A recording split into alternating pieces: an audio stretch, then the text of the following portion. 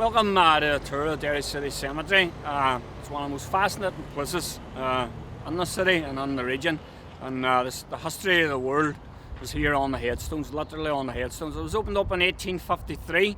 If you know your history, it's after the Great Hunger, the famine, 1847, but it had nothing at all to do with that. What it had to do with was that the Victorians had become obsessed with their public health and hygiene. And it's very relevant to the day with the virus in 2020 that they thought that the diseases were getting transmitted by smell. They called it miasma, and they thought to themselves people are getting buried at churchyards beside the local church. They had the diseases, the smell spread diseases, and then you've got the children coming to school and you've got the congregation coming, so it was a bad idea to have to bury your people so close to your children, so close to congregation, so close to people. So they decreed, there was an act of parliament that all big major cities, and Derry was establishing itself as a city, should have their own municipal cemetery. Now, Derry's answer to it lay in the outskirts of the city, way out here called McLaughlin's Field, way out past the Brandywell Cottage. It was in the middle of nowhere, it was on a hill, and the corporation decided to ask Stuart Murray, who designed the Glasgow Necropolis, which was also on a hill, which is a difficult site for a cemetery, and he done a great job over there, and they asked him to come over here. He surveyed the scene, and he says, do not, if he doesn't even get the job, do not block the view that you have here with trees or walls. So this beautiful view we have today, we can thank Stuart Murray. Well, he did design it. He based it on the Glasgow Necropolis, which also had taken the best parts of Père Lachaise in Paris. So anyway, the cemetery opened up in 1853, and it was designed to be like a park, because Victorians thought that a cemetery and a park were sort of like the same thing. You might have picnics, you could have days out in it, you could walk around strolling in your finery on it, and it would have beautiful plants and that, and it actually is really beautiful down there. If we want to move along now, we'll have a wee walk through it. One of the first things very noticeable for visitors to the cemetery, especially not from the Irish tradition, is I noticed the very ornate graves of the Irish traveller tradition, and some of them have told me that there's a huge superstition within their community that nobody should ever stand in your grave, so it's very ornate and that, and it's very noticeable for, especially for overseas visitors. So one of the first Irish Republican graves we would encounter would be a man called Johnny White, who was the leader of the IRA in 1969 here in the city, whenever the Battle of Bogside and the Troubles started. As you can see, Irish Republicans will be marked with flagpole, and on significant anniversaries, flagpole will fly the relevant flags, either for the Irish Republican Socialist Movement, the Starry Plough, or the Irish Tricolour, whatever, depending on what organisation you represented. So the flags don't fly all year round, they just fly on special occasions.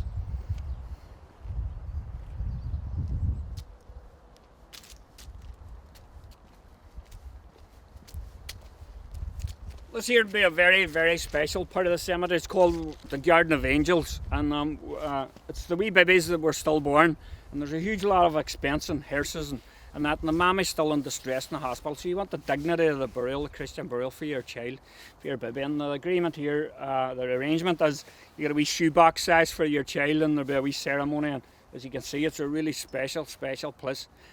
Every visitor that comes here from overseas, anywhere, all say the same thing, that they're really glad that it was put in a very prime position rather than hid away and stuck in a wee corner. And the wee angels that they are were given pride of place within the cemetery. This has been the grave of Bridget Bond, who many people would regard as being Derry's answer to Rosa Parks, the lady that just refused to get up on the bus in Alabama in the civil rights struggle. As you can see, Bridget here in the 1960s, when a lot of women here in Derry were just doing what the church told them and what their husbands told them, Bridget Bond was out protesting against poor housing, against injustice and that. And as you can see from the Dove, the civil rights emblem, that she got the great honour of unveiling the Bloody Sunday Memorial in 1974 down in Roosevelt Street. So a lot of people think she does not get the credit she deserves, and some people say it's because she was a woman, some people say it was because she hadn't got guns and bombs, and people say it was a combination of both. But certainly now a lot of people are coming to realise that this woman was a significant to our history as what Rosa Parks was to the American civil rights.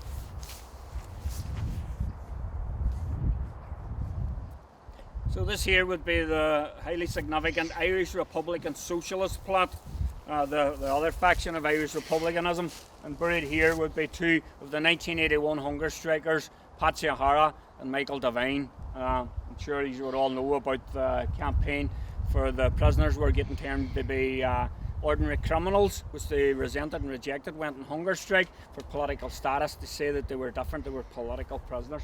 So people would come from all over the world to visit this, and there would be a wee bit of controversy as well, because people from the Protestant community were saying that they didn't like a statue of a terrorist on the cemetery. So of course they answered back, there's statues of British soldiers all over the city centre, etc, etc. Revolutionaries from all over the world would come and visit this plot. You'll see them every summer. So for any visitors or anybody interested in the conflict, the recent conflict, this would be the section they visit, because this would be the 1970s and 1980s. You see a lot of flagpoles here from the Republican dead, Irish Republicans and that, and a lot of the tragedies that we've witnessed over the years. This here would be the section where the burials would have taken place. This is the grave, final resting place of a young girl called Susan Morgan, and she died in one of the most largest tragedies and saddest tragedies in Irish history, the Stardust Inferno in Disco. Valentine's night, February 1981, went on fire, and 46 young people between the ages of 16 and 26 never came home, and to this day they're still fighting for justice about who started the fire, etc. And the Hillsborough families from Liverpool supporters have been here, and the Bloody Sunday families, all united in the three tragedies of Bloody Sunday, Hillsborough and the Stardust fire disaster in Dublin.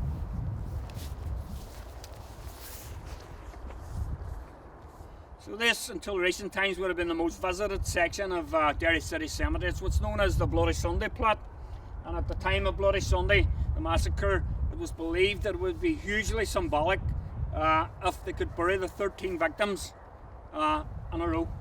And all I can tell you is from my own personal perspective that Jackie Duddy was first killed that day, waving the white handkerchief, Bishop Dilly. His mommy had died, my Aunt Maureen, in 1968. She's buried away over here, and the family says, well, it's a nice symbolic thing to bury, but he's going to be buried with his mommy. I'm sure you can all agree with the sentiments and that. And so 5 of the victims, Nash, Patrick Doherty, Gilmore, Michael Kelly, were buried 5 in a row. So a lot of people, foreign people, English people, even people from elsewhere in Ireland would say to me, why haven't they got Oghlan Iron? Why haven't they got flagpoles around that? And I have to come on. Do you not know that that's the whole thing, is that they weren't members of any organisation, or they were innocent civilians, and as you can see. So Bloody Sunday was January the 30th, 1972, with the burials over here, and just along the road then, we've got Monastery, murdered by British troops, May 1972, just a 15-year-old boy. And it's only in recent times now that the British Ministry of Defence have actually said that Monastery was a totally innocent young lad, and he wasn't acting suspicious, and he wasn't in that, which gives the family great comfort.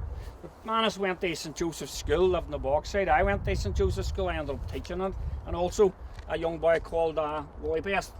Wally Best lived just up here beside the cemetery, and he had joined the British Army. He actually served as a peacekeeper with the Royal Irish Rangers, keeping the conflict and parties in Cyprus apart, the Turk and Greek Cypriots. Came home on leave, unknowing that the IRA officials and provisionals had issued a statement saying that they should kill every British soldier in retaliation for Bloody Sunday, which went against a lot of the families' wishes and the people. So Wally Best actually went to the wake house of Monastery and says a prayer for him, not knowing that he'd be abducted later, shot dead by the official IRA as a British soldier, and absolutely was buried then, side by side. Murdered by British troops, serving the British Army, directed by his comrades. I'm always looking for good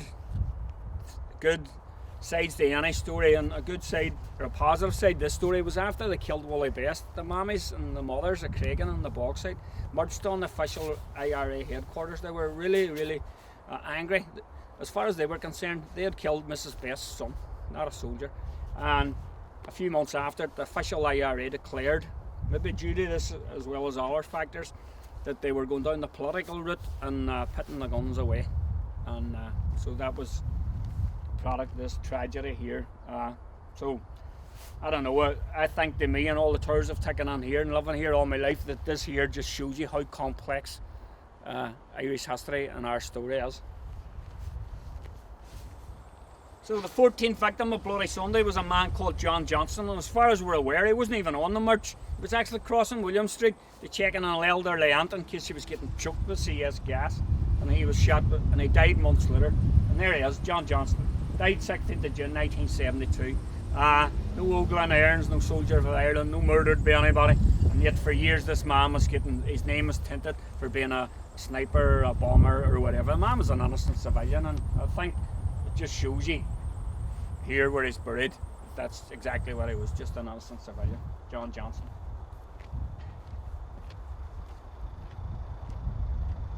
So this would be the grave of Martin McGuinness, very, very well known, needs no introduction, but his final resting place. It's in the Irish Provisional Republican plot, and as you can see, he's got the same headstone as all the other volunteers, member of the organisation.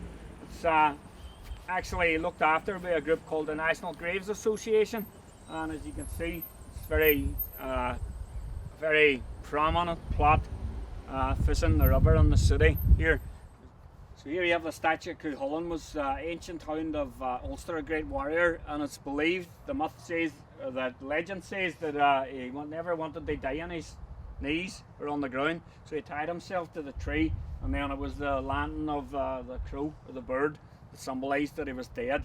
So this here, the centrepiece of the Irish Provisionals section, would have been used for all the major speeches, you know, over the years. You had speeches here from Rory O'Brady, Sean McStephen, Gerry Adams, Martin McGuinness himself and that, and it would have been very significant place, and as you can see, it's visited also from all over the world, and it's very revered and honoured place amongst Irish Republicans, the Provisionals. This story surprises a lot of people from the city. The commenters, and it's what I call the forgotten Martin McGuinness, and it's Robert Martin McGuinness. His nickname is Gainey. Was in the Irish Army from the Brandywell, and he was shot at very close range by the British soldiers, and they says he had a gun, which he hadn't got.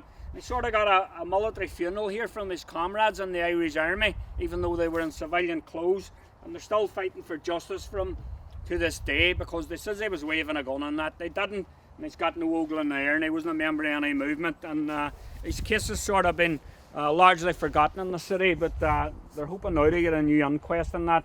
It's just another one of the innocent victims that sort of history have faded into the past, you know. So as we move down the cemetery, we're moving back in history, and here we have graves of the victims of the Pennyburn bombings. A lot of young people think it's something to do with IRA or the conflict, but as you see, it's Easter 1941, and the bombing was actually the German bombing. And the irony is that the only German bomb that dropped and killed people here in the city in World War II dropped in Mazines Park, housing the World War I veterans that fought the Germans. And there they were, killed in their beds during World War II. You couldn't make it up, the irony of it. And those 13 people died in that incident. And as you can see, there's another family over here, but it says they died on the 16th of April 1941, while Richmond's here says they died on the 15th of April. And what it was that it happened at night during Easter, and if you were certified dead before 12 o'clock, then the date of death was the 15th, and those that were certified dead when they were pulled from the rubble after 12 o'clock, their date of death will say the 16th of April.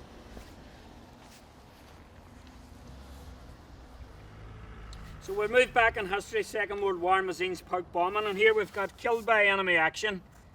The end of January 1945. If you know your history, the Second World War ended in Europe in May 1945. So this was just weeks before the end of the war.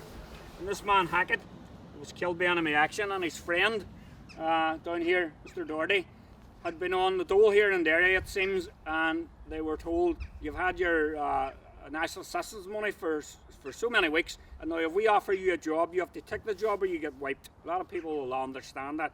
So they were offered a job in London, and if they had turned it down, they'd have been wiped. So they took the job. There were two builders, and it seems they were only there 11 days whenever Hitler started unleashing his V2 rockets and in Croydon, one of them landed. They were on the bus going to work, and the two of them were killed. And the people of Derry were very angry, and the trade union movement and that, because they reckoned the men had been sent over to their deaths. They didn't want to go. Who wanted to go over there at that time? So, as you can see, it's more history.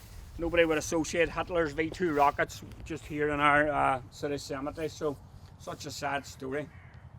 Now, it was because of censorship that they weren't allowed to say they were killed by a rocket and where they were killed. So it just said censorship meant killed by enemy action.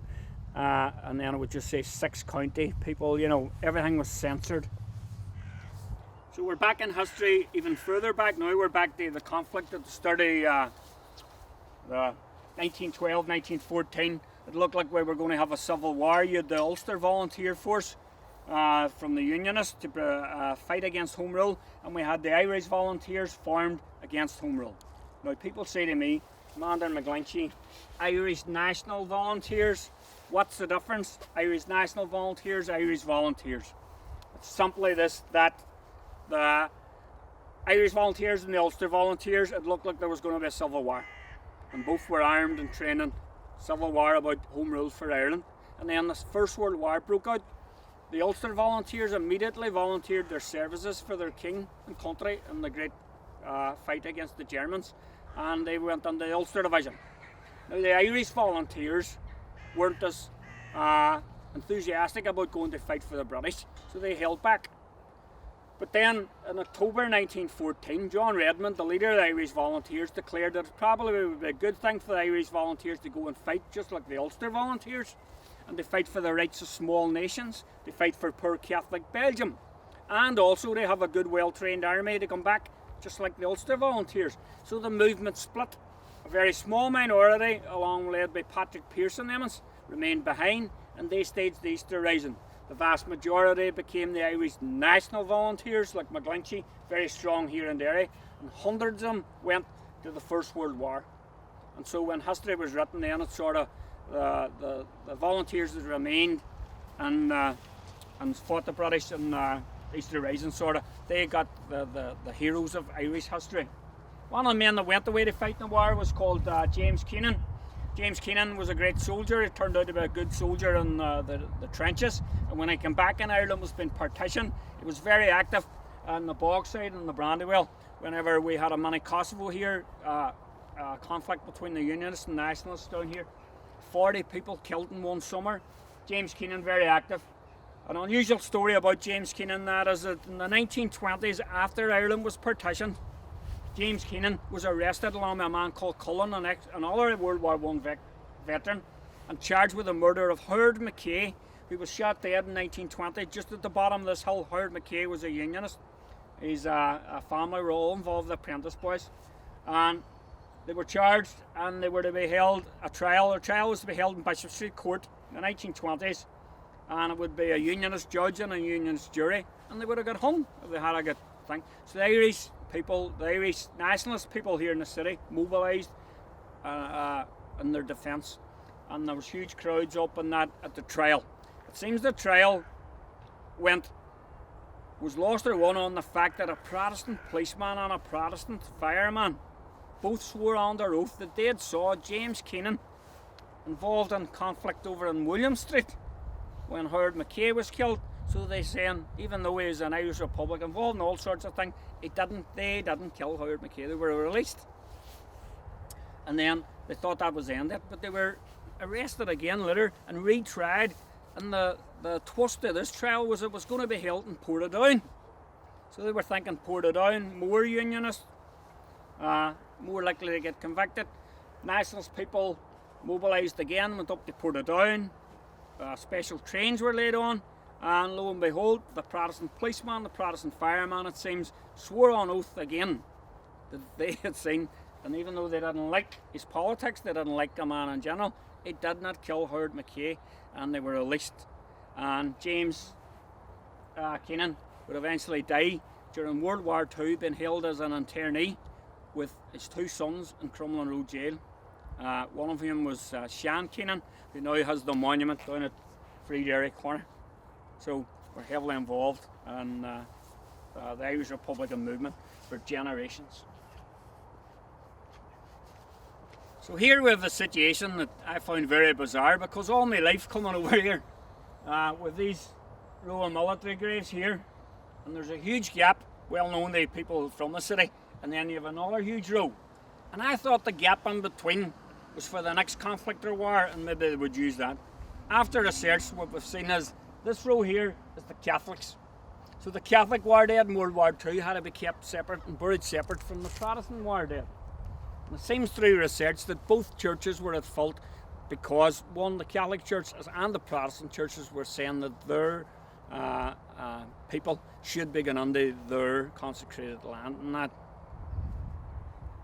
This man's one of the men that went off, was a member of the Irish Volunteers and went off to fight in the First World War. It's hugely significant that they enlisted in St Colum's Hall. They enlisted under the Irish Brigade, and they stayed at like a PALS battalion from the Bogside. This man here was James Downey, a young man, trained down in Kilworth. He was married by a young child, and as far as he was concerned, and his family and his history shows, he went off to fight for the rights of small nations, and they fight for Ireland. And he was injured in the north of France, transported back home to Guildford in Surrey, the hospital, and then the exchange of letters from the nursing staff say he's going to be fine. Small operation, but it takes difficulties in the operation, he dies. And the last telegram the family have is saying, will we bury him over in Guildford or send the body home? So his body was sent home, and he's buried here. He was from Fulton Place in the Bogside. He joined up in St Colum's Hall, Irish Volunteer, etc., etc. And I would say now that he had as much right to be called an Irish patriot as anybody for the motives that he went off to fight. And so it's not just simple as walking past a stone and saying the man must have joined the British Army in 1914 or whatever. There's a lot more to it.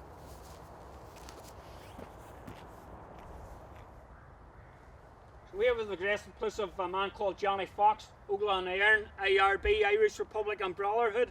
Johnny Fox, to give you an idea of how involved Johnny Fox was, in 1915 at the graveside of O'Donovan Rossa, when Patrick Pearse was reading out his famous speech, the fools, they have left us our Fenian dead. In that picture, Major McBride's at that shoulder and Johnny Fox is at the other. He was in the inner circle of the IRB that organised the Easter Rising, Johnny Fox. Here with the Gallagher family, one of them was killed in the riots in Derry in 1920, and also Hugh was shot by the Free State Army after partition and the Civil War at Drumbo. And if we move here, we have Oglack Hugh Morrison, died in active service as a result of an accident down at Skeg. So this would be the original Irish Republican plot in the cemetery, where the old Republicans would have met at Easter. They make statements and that. A lot of the young people, when I am telling them about this, the young people from schools and youth groups are saying to me, you told us the same story up there. IRA, UVF, shooting, killings, bombings, British soldiers, etc., etc. And they find it hard to believe that it all happened before.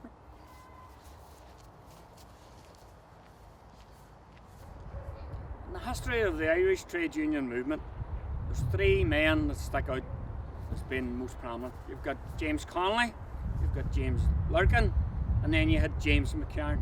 James McCarran's largely forgotten, but Alderman James McCarran here was from Derry. He was the president of the Irish trade union movement twice. He was hugely significant in all the major battles between the trade union movement and employers. He went to prison twice with hard labour, protesting about the working conditions of the shirt factory workers in Derry and others, and that was hard labour. And at the end of the First World War, in October, it ended in November, he was on his way in the RMS Leinster out of Dunleary, on his way to England to negotiate new wage rates and conditions for the workers in Derry and the shirt factories. The Germans torpedoed it. It was only weeks before the end of the war. He was drowned, along with $600. Well, anyway, he was lucky his body was recovered, and the Unionist mayor of the city at the time immediately opened a fund for the family, and there was so much raised by all the people, all different sections of society, Protestant, Catholics, that they were going to erect a monument, an actual statue of him in Guildhall Square. Didn't work out, so they erected this 12.5 foot granite Celtic cross on his memory. And it'll tell you here it's erected by the citizens of the city. All citizens, orange, green, whatever, rich, poor. And it's largely been forgotten here, but in recent years now there's been a blue plaque erected at his home in Stanley's Walk, where he was born and loved, and there's been commemorations here now with his family from America. But he's a hugely influential character in the whole history of the city, but largely forgotten.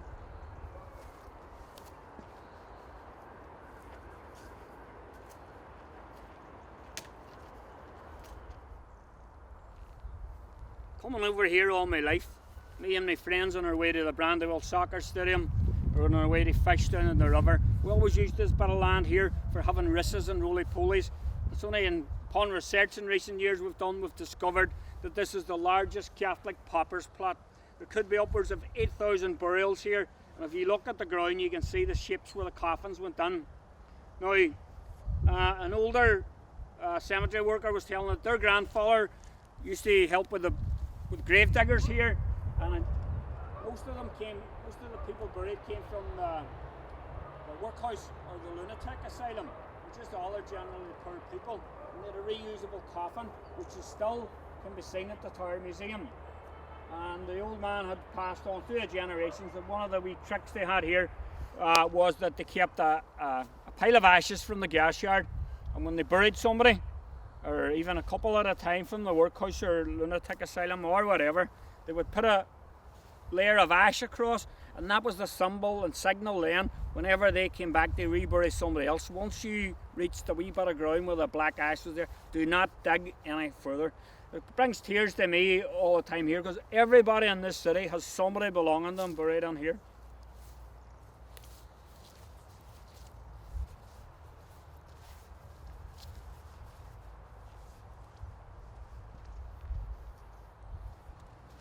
This is the grave of Charles O'Neill. Charles O'Neill in the early 1900s became one of the richest, wealthiest people in the city, and unusually he was a Catholic. He made his money through wholesaling and that. But you can see here, he was actually a relative of Owen Roe O'Neill, the great Irish warrior. So it seems he built a mansion out where we would call now, out where Connors Court is, where the fire station on Norton Road is.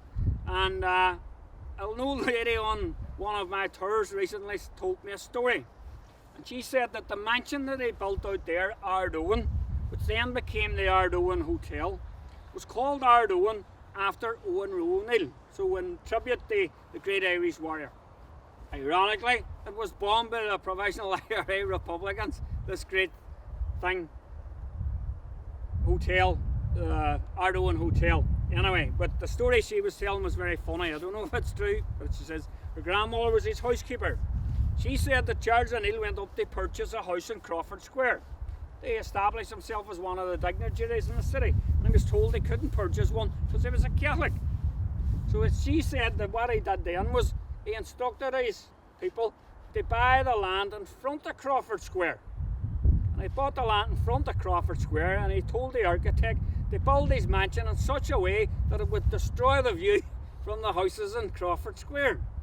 And she said he asked them as well to put the toilet and bathroom to the rear of the mansion, so that every morning then he was able to wash his hands with the windows open going to the people up in Crawford Square.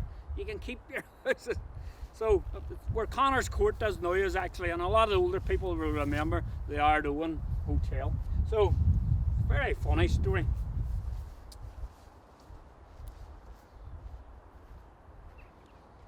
This is Lady Waters, who made her fortune in America. When she returned home, she donated most of it to the Catholic Church, who used it then to build the Nazareth House in Bishop Street.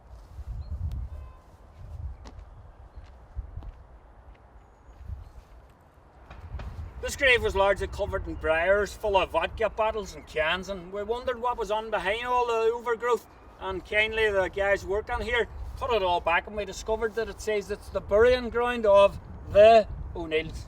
Now, we had Charles O'Neill there, and I've studied my Irish history, and as far as I know, to be called the O'Neill, you had to be related to Hugh O'Neill, the Irish chieftain that left and went to Europe at Rathmullen, the Flight of the Earls. So we actually could have Irish royalty was lying here covered in briars, and we're still researching it, but the fact they call themselves the O'Neills is hugely important.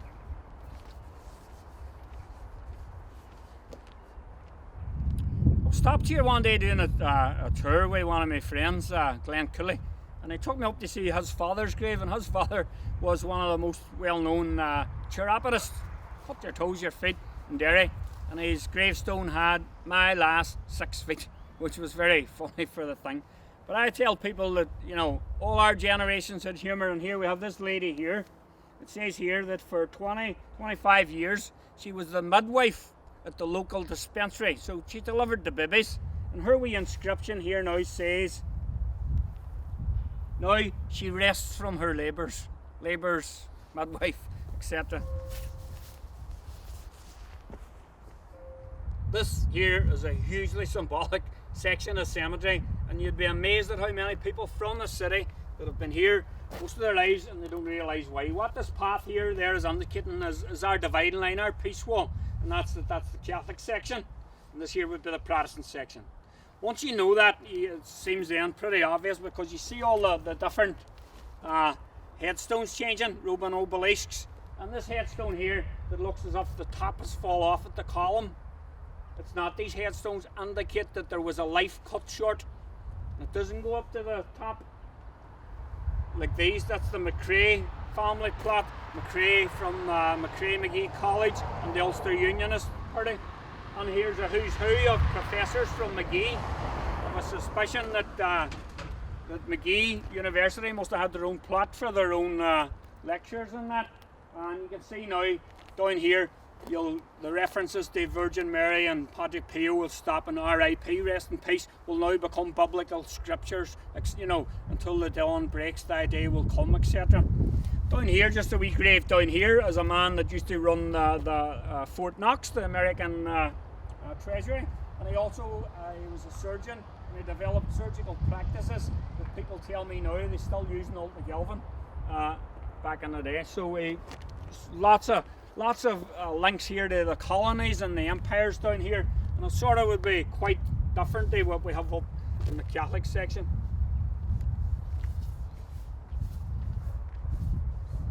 Here we have a man, Craig, commemorated, who died and served in the First World War.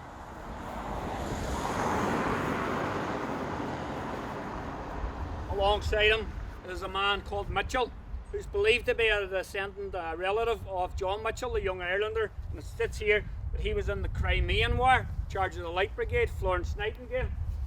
And this man here was a surgeon in the South African War, the Boer War. History in one spot, these 3 war graves here from the Boer War, etc. And you cross over here, and here's Richard Belito, Flight Sergeant, RAF Volunteer Reserve, killed in action on the attacks in the Ruhr dams. He was one of the dam busters. He's not buried here, but his family was from out the roads here, so he's commemorated here, even though he's buried in Berlin.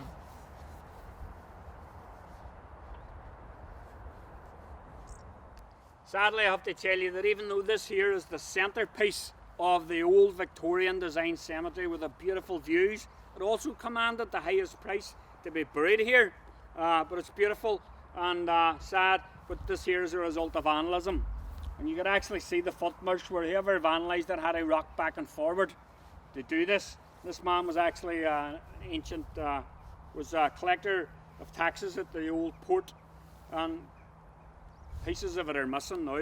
Over here was also vandalism, and you can see it's right beside here Austin's, who the family Austin's of the Diamond. People are surprised to hear that Austin's is one of the oldest independent store in the world, older than Missy's, older than Harrods. And behind here you've got Brewster's from the famous bakery, and that's so you've got the commercial and industrial people of the city all here in this section. So thanks to some kind local who came over here and cut away all the overgrowth, we can now see the grave of James McKnight. James McKnight was from the Presbyterian community. He was the editor of the Londonderry Standard. He was a great linguist. He spoke fluent Irish Gaelic, and Trevor Temple in this project tells us that when he died, he was reciting the Our Father as Gaelic on his deathbed. You can see he was an advocate of the tenant right cause, so he was a Gaelgoer, and when people were getting evicted from their homes, he was campaigning against it. He was friends with Michael Davitt, and it just shows you the complexities of history that here you have this man here. There was a fluent Gaelgoer after the tenants' rights and that there, down here from the Protestant community and in this section. Trevor Temple and I were always wondering, the research we done over here, who would have been Derry's last World War I Tommy. And we got various people that died in their 90s, 90 years old, etc. But we found out there was a man called George Lindsay who owned substantial tracts of land out at Ballyarnett, but he had died at Carrickfergus.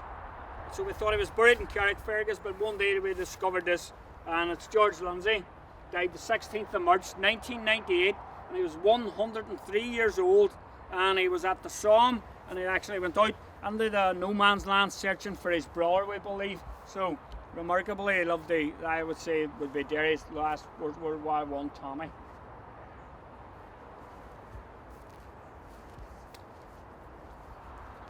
A lot of the young Protestant groups that come here from me, the young people, were very surprised to find James McKnight that was a fluent Gaelic speaker, advocate of tenants' rights. They're also very surprised to find the ornate Celtic crosses who they associate with people supporting Celtic and that. I have to explain them about the people that came here from Scotland and the islands and that, brought their Gaelic culture with them. Down here along the fence is there's a black headstone sitting sort of on its own, and that would be Inez McCormick, the lady who was the president of the Irish Congress of Trade Unions, very good friend of Hillary Clinton, very good friend of Meryl Streep. Behind her is the original house where the cemetery keeper would have lived, and the wee church. One of the concepts of these wee churches and cemetery is that people didn't want to leave getting buried beside their little church up at Long Tower or at St Colum's Cathedral. So the wee thing was to bring a church over to the cemetery. Could be used by everybody. It was designed by the same man that designed the Fergie Gate that you now see up beside Foylside. And it's a wee Victorian jewel, and we'd love to see it renovated someday in the visitor centre. This is one of our worldwide global claims to fame as the final resting place of Frances Alexander, the wife of the Bishop of Derry and the composer of some of the greatest hymns for children, or greatest hymns indeed, and one of my favourites, All Things Bright and Beautiful. People come from all over the world to see it, and she's resting here, and one of her famous hymns said that there is a green hill far away without a city wall, and people are saying she composed the hymns up here at the city wall, and here's a green hill without the city wall, and here she has deliberately placed Thyssen where she wrote the hymns and where she lived in the cathedral. Charles Love Crockett here, who holds the distinction of being the only person from Derry, the city, killed in the Easter Rising, and he wasn't one of the rebels. He was actually a lieutenant in the Enniskillen Fusiliers. It says he was killed in action 29th of April 1916. He was actually killed by friendly fire, a sentry of his own in Dublin, and so it's a link with the Easter Rising. Behind me here we have the huge cook grave, one of the substantial shipping families from Derry, and along with them and the McCorkles and that, we've reckoned now we've got a diaspora of over 19 million people due to the people left these ports.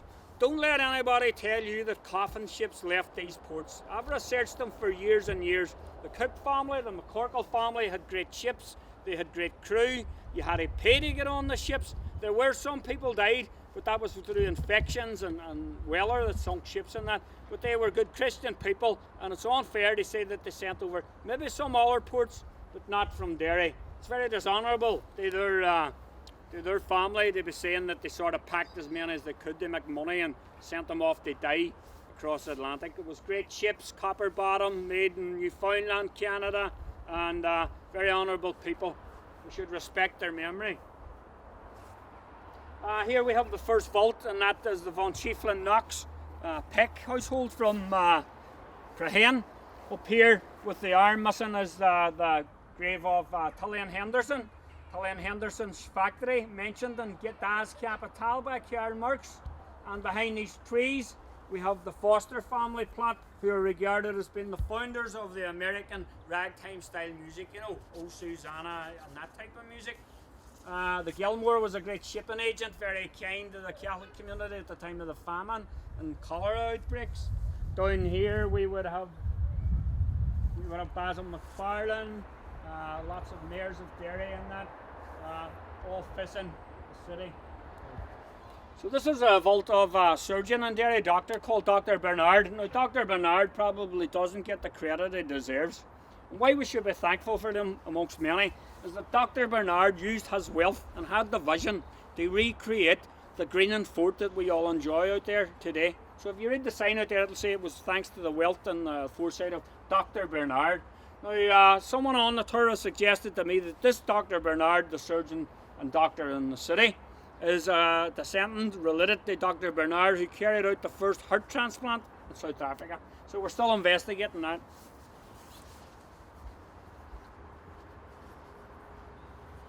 This is the Stevenson family grave, and it's commemorating one of the family, Enniskillen Fusiliers, who died the first day at the Battle of Somme. It had a huge impact here in the city. Over 120 people associated with the city died that day, over 100 of them from the local unionist population.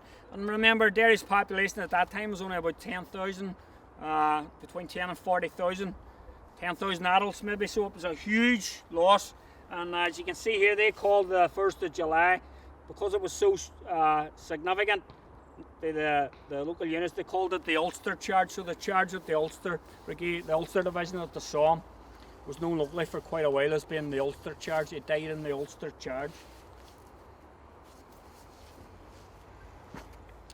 So here we would have the plot for the Eaton family from Eaton's Bakery, and the sad story of Colonel Oliver Eaton, who was killed by the IRA in 1976. He was 42 years old.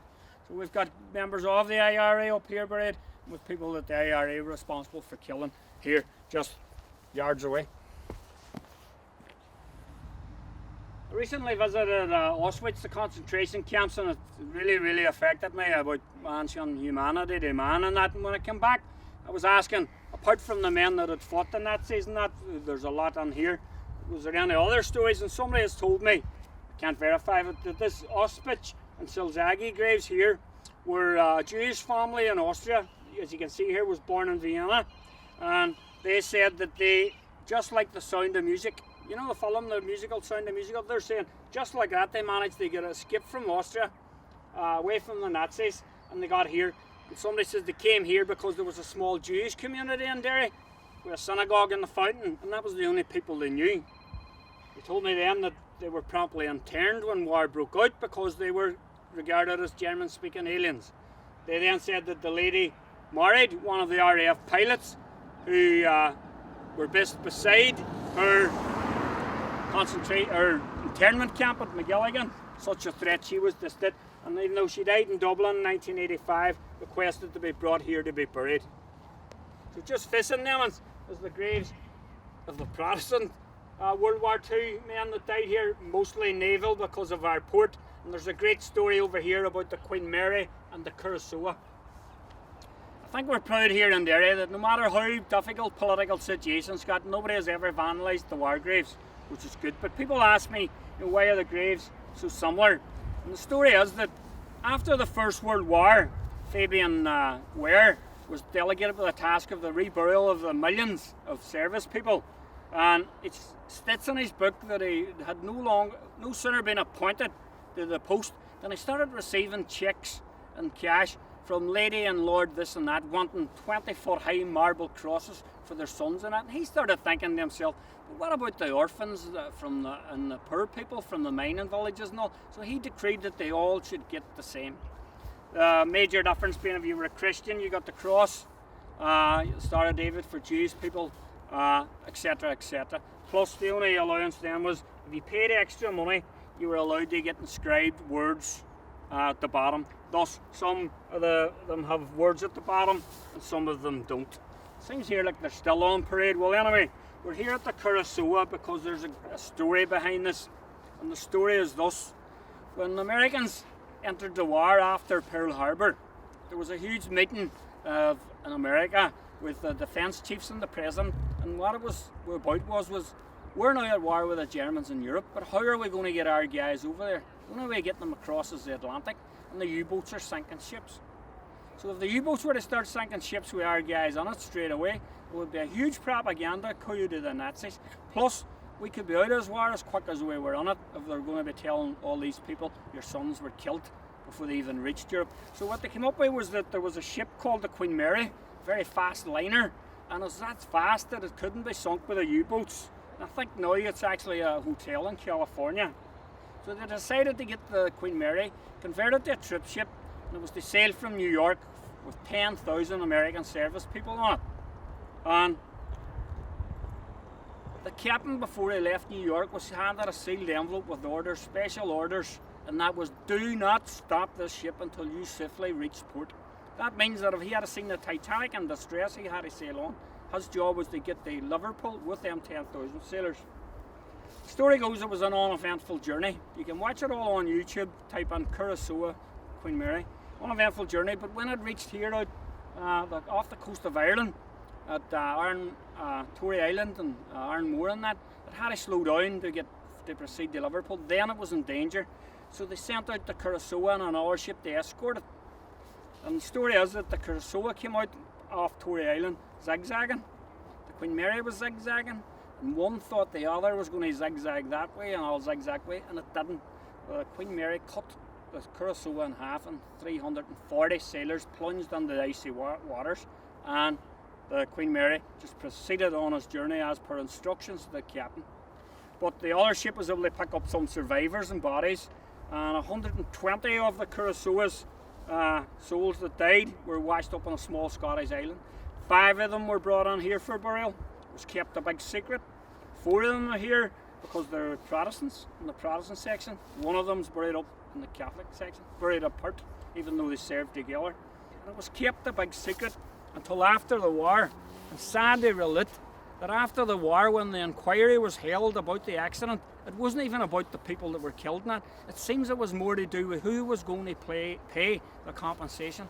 The Ministry of the Admiralty, or the owners of the British Ministry of Defence, the Admiralty, or the Queen Mary's owners, etc., etc. So it was more to do with money rather than the human loss of life.